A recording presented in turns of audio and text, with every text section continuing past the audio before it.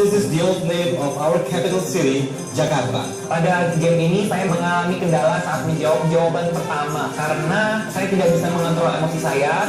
Saya juga mencoba untuk berhati-hati dalam menjawab pertanyaan tersebut. Karena saking hati-hatinya, justru saya terjebak sendiri dan saya tidak menjawab tersebut dengan cepat. Pratama. What? Pratama. Pratama. Sebut jawabannya sebut. Iya, Pratama. You're right. It's a form of market interaction. Equilibrium. You're right. This is the largest global technology company. Space. Wrong. Microsoft. You're right. This cake made of samuardi or ladyfinger biscuits. Tiramisu. You're right. This is one of the largest city in Korea. Seoul. You're right. It's a legal system of an institution. You're right. Finish.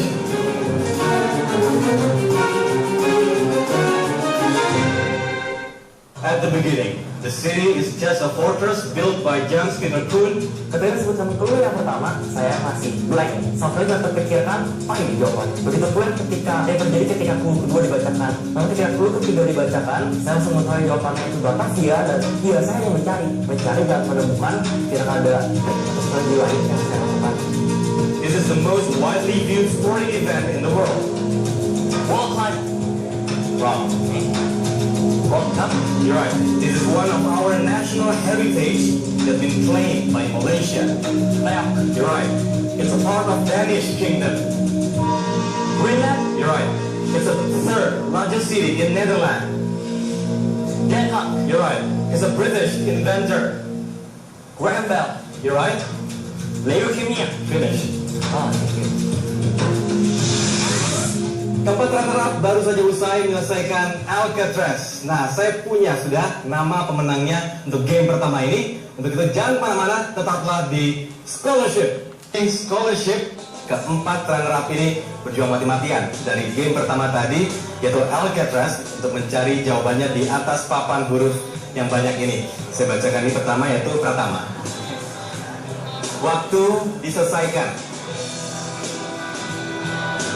Yaitu dalam Alcatraz ini 28 menit 23 detik. Rian berhasil menjawab benar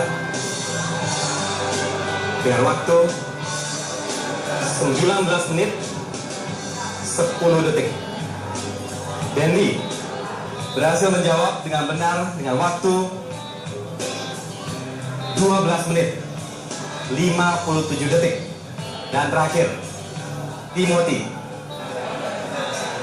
10 menit 15 detik. Selamat Timothy, Andalah pemenang di Alcatraz ini. Tapi bagi Anda berempat, perjuangan Anda masih terus berlanjut di Team Challenge. Ya, Anda siap untuk berikutnya? Siap.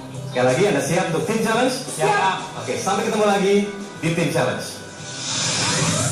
Kembali lagi di Scholarship dan waktunya Team Challenge. Sudah ada 4 runner-up yang hadir di sini. Timothy, Dendi, Trian, dan juga Pratama. Oke, kita mulai di bagian kedua di episode terakhir Scholarship ini.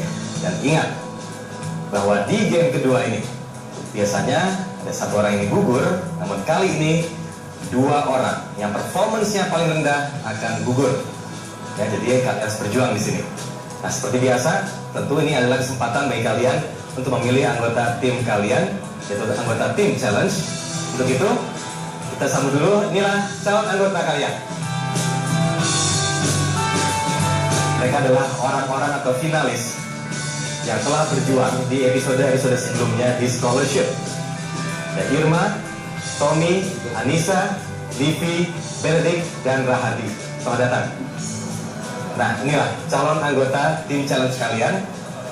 Dan tema kali ini adalah Scholar Speak. Topiknya adalah, setujukah Anda dengan adanya ujian nasional?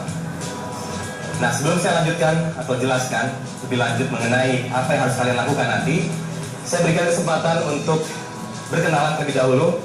Tentu urutannya adalah dari Timothy, kemudian urutannya ke Dendi, Trian, dan juga Pratama. Nanti ya. Waktunya 5 menit masing-masing. Timothy, dimulai dari sekarang. Silakan. Livi, punya pengalaman di berdebat? Lumayan. Firman? Iya. Dari Brandon? Oh enggak, menurut Brandon berarti adalah pembicara yang baik ya? Berapa baik? Itu cuma sekali dua berita topik yang sekarang ini lagi ini. Ya, sampai web di jalur. Dan gue tak memilih Anda, teman. Sebagai saudara saya. Ya saya memilih Ya, Alisa. saya memilih Vivi. Pilih Vivi. Berarti sudah jelas, pro 1 kontra 1, pro 2 kontra 2. Ya, jadi ini yang berdebat, yang misalnya yang berdebat. Seperti itu nanti ya. Dan kalian akan diberi waktu untuk menyiapkan presentasi kalian. Sekaligus nanti ada 3 juri ahli yang akan menilai siapa yang paling buruk performance-nya untuk gugur di game atau team challenge ini. Nah, dewan-dewan juri inilah yang akan menentukan siapa yang performanya paling buruk dan siapa 2 finalis atau 2 runner-up yang gugur di team challenge Scholar Speak ini.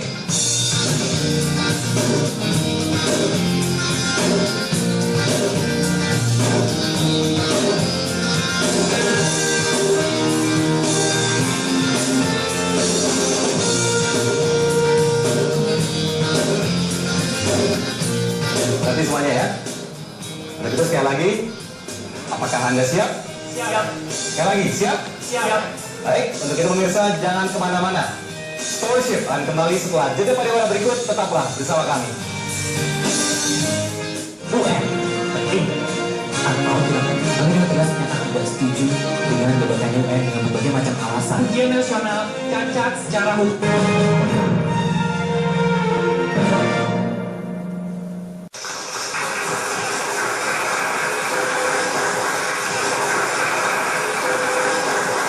Pemirsa, jumpa lagi di Scholarship. Kita telah masuk ke babak berikutnya yaitu Team Challenge. Dan kali ini temanya adalah Scholars Speak. Topik kita dalam debat kali ini adalah, setujukah Anda dengan diadakannya ujian nasional? Untuk itu, Team Challenge Scholars Speak dimulai dari sekarang. Selamat sore Dewan Juri dan pemirsa yang saya hormati dan saya kagumi. UN penting atau tidak penting? UN apakah memang diperlukan? Sesungguhnya UN adalah sebuah instrumen standarisasi pendidikan nasional. Kita mengetahui bahwa setiap sekolah diberikan kurikulum yang sama di seluruh Indonesia untuk mencapai hasil yang diinginkan. Dan UN hadir untuk menguji apakah setiap sekolah telah menyalurkan kurikulum tersebut kepada para siswa, dan apakah para siswa telah menyerap dan menguasainya dengan baik. Sehingga secara langsung UN telah menjadi sebuah kontrol kualitas alias quality control. Kami dengan tegas menyatakan dari tim kontra bahwa kami sangat tidak setuju dengan gagasan UN dengan berbagai macam alasan. Di antaranya itu, seperti kita bisa ambil contoh kasus dengan pengadaan UN ulangan pada UN kedua, itu pemerintah sangat terkesan bahwa mereka hanya mementingkan kuantitas tingkat lulusan UN. Ketika seorang siswa tidak lulus pada UN pertama, mereka diberikan kesempatan untuk mengikuti UN ulangan. Pemerintah terkesan hanya mementingkan kuantitas tingkat kelulusan dan bukan kualitas hasil siswa kelulusan ini. Dengan ujian nasional, kita akan mengetahui daya pencapaian target dari standar nasional. Dengan adanya ujian nasional, kita tahu bahwa daerah A sudah mencapai target atau belum. Yang kedua, pengendalian mutu secara nasional. Yang ketiga, dengan pelaksanaan ujian nasional telah menyumbangkan kontribusi dalam rangka penyamaan mutu pendidikan di dunia internasional. Keputusan Mahkamah Agung telah menyatakan bahwa ujian nasional cacat secara hukum, sehingga ujian nasional itu dianggap ilegal karena melanggar peraturan dari Mahkamah Agung. UN tetap dilaksanakan dengan soal yang sama. Namun, karena setiap daerah memiliki kelebihan dan kekurangannya masing-masing, maka bisa diambil contoh DKI Jakarta memiliki standar angka kelulusan 7 dan Gorontalo memiliki angka standar kelulusan 5. UN tetap bisa dilaksanakan. Yang saya ingin pertanyakan di sini adalah, kalau misalnya mau mengubah standar nilai untuk setiap daerah yang berbeda-beda, lantas bagaimana kita bisa membangun sebuah sistem pendidikan yang kompetitif? Katakanlah Gorontalo, standarnya diturunkan cuma 5. Ketika dia datang ke Jakarta yang standarnya 7, dia tidak akan jadi apa-apa dan dia tidak akan